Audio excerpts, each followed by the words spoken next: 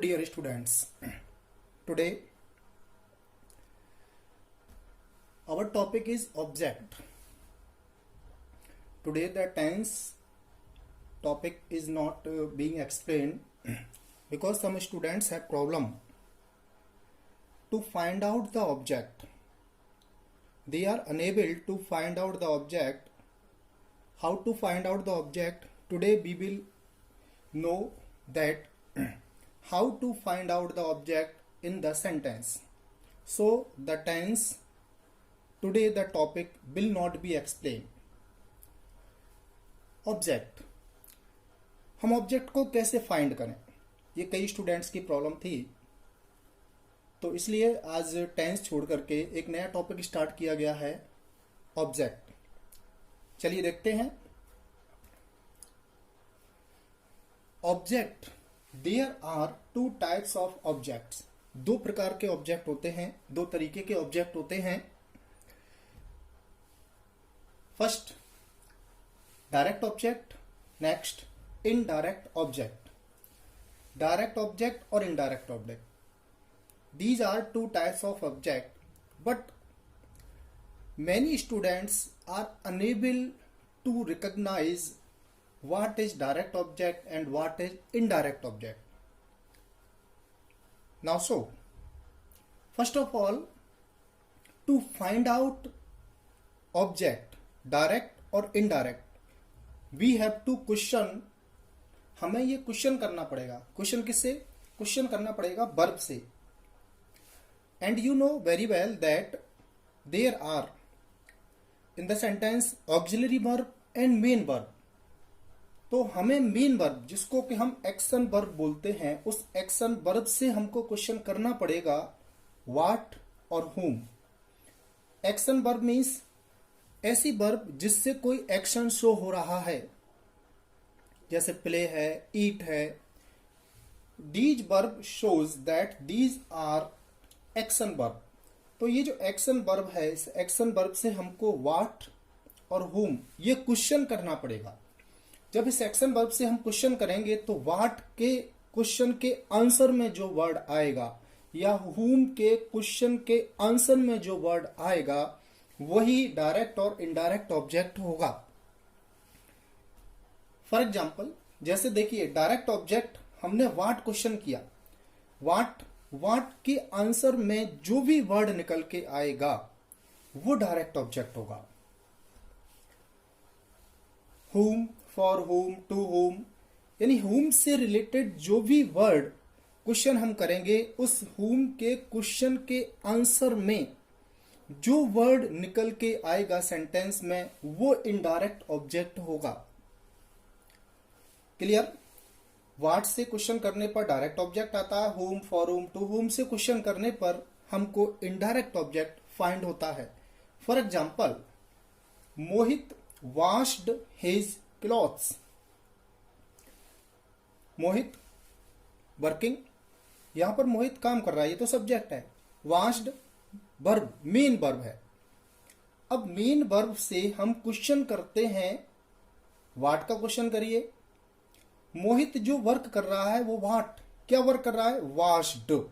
अब वॉश्ड जो कर रहा है, इस मेन वर्ब से हमने क्वेश्चन किया, तो वॉश्ड मीन्स धोना. वो क्या वॉश कर रहा है?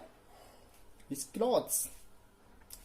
व्हाट से हमने क्वेश्चन किया, व्हाट क्वेश्चन किया जो ये वर्ब से, तो मोहित क्या वॉश कर रहा है? His clothes. तो इसका मतलब है कि इस वर्ब से हमने व्हाट क्वेश्चन करने पर हमको आंसर हिज क्लॉथ्स आया. तो इट मीन्स यहां पर ये जो वर्ड है ये आपका डायरेक्ट ऑब्जेक्ट है, his cloth. Next, they are helping him. Now subject, main verb, helping. Helping means मदद कर रहे. तो दे, ये कोई ना कोई वर्क कर रहे हैं. क्या वर्क कर रहे हैं? हेल्पिंग करने का ये वर्क कर रहे हैं.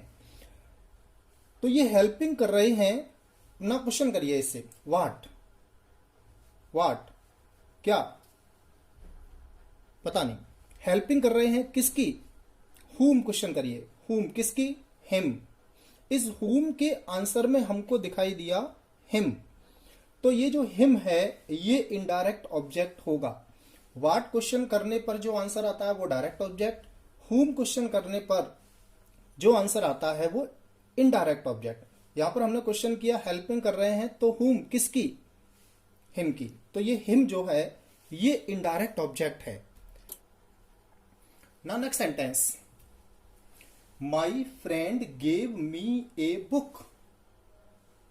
माई friend subject, gave main verb, action verb.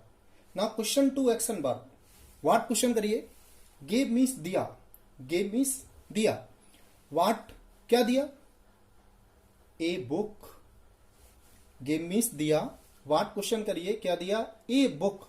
तो व्हाट के क्वेश्चन करने से जैसा कि अभी बताया था जो आंसर आता है वो डायरेक्ट ऑब्जेक्ट होता है। तो व्हाट क्या दिया, ए बुक। तो in this sentence a book is direct object. Now question to the verb whom, किसे दिया, किसे दिया, मी, मुझको दिया।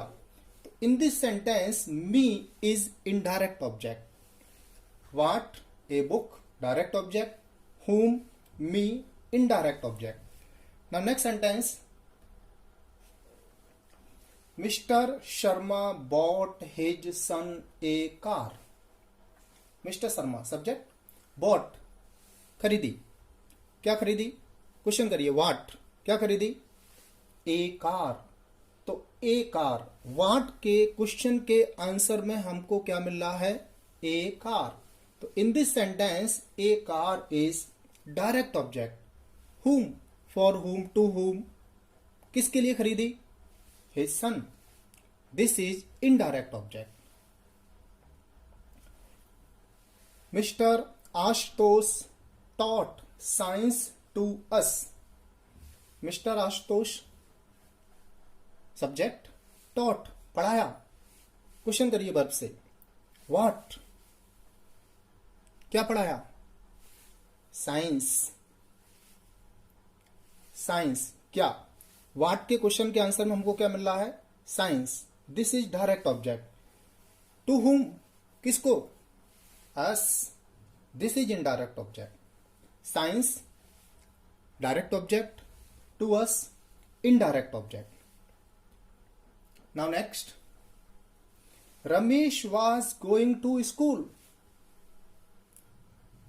This type of sentence has been explained while explain the rules of tenses, and I explained that to school is not object. We have explained that to school is not object, but we have used to school in place of object, but this is not actual object. Ramesh was going to school, Ramesh school जा रहा था, going question करिए इससे, जा रहा था, क्या जा रहा था, व्हाट क्या जा रहा था, कोई आंसर हमको मिला क्या, नो। हुम क्वेश्चन करिए, Ramesh was going to school, whom किसे जा रहा था, किसके लिए जा रहा था, नो। तो in this sentence we have not any answer of what और whom, so in this sentence to school is not object. जैसा कि कभी कभी सेंटेंसेज में एक्सप्लेन करते समय यहां पर हम ऑब्जेक्ट मान लेते हैं उसको, बिकॉज क्योंकि उसमें रूल होता है subject was verb first form plus ING after that object. Actual to school is not the object. Clear. Harsh will play in the evening, Harsh शाम को खेलेगा, क्वेश्चन करिए, प्ले से खेलेगा, क्या खेलेगा, कोई आंसर, नो। हुम, हुम से क्वेश्चन करिए, किसे खेलेगा, किसके लिए खेलेगा, आंसर, नो। तो in this sentence also object is not given. So clear, always remember object is find out only after questioning हुम और व्हाट। इसके क्वेश्चन के आंसर में जो भी वर्ड हमको मिलता है वो ऑब्जेक्ट होता है। ऑलवेज रिमेंबर, हम लोग एक्सप्लेन कर देते हैं कि वर्ब के बाद में जो वर्ड दिया होगा वो ऑब्जेक्ट होता है, एक्चुअल में वो ऑब्जेक्ट नहीं होता है. That's why I explain this chapter today. Okay, thanks. Any problem?